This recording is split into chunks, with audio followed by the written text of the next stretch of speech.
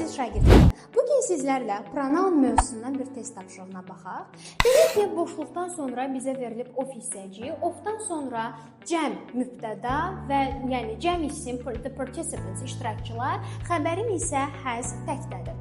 Deməli, indi gəlin baxaq. Biz bilirik ki, every və törəmələrdən sonra, törəmə hissəciklərindən sonra of istifadə olunmaz. İndi gəlin hər bir varianta ayrılıqda nəzər yetirək.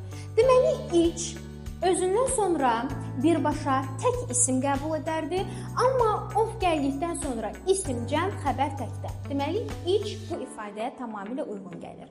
İkinci both ifadəsi bu ifadəyə uyğun gəlmir. Niyə? Both özündən sonra of hissəciyini qəbul edərsə, mübtədam cəm, yəni isim cəm, xəbərim də cəmdə olmalıdır. Amma baxıram ki, bizə verilmiş cümlədə isim cəm, xəbərim isə has təkdədir.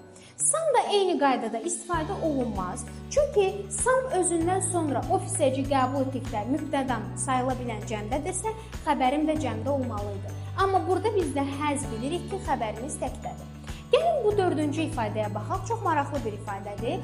Bitişik yazıldıqda törəmə olduğu üçün of hissəci qəbul etməz, amma ayrılıqda yazıldıqda of hissəci qəbul edir. Bunu yadda saxlayaq. Və everyone of hissəci qəbul etdikdə xəbərimiz də təkdə olduğuna görə 4-ü də biz götürə bilərik.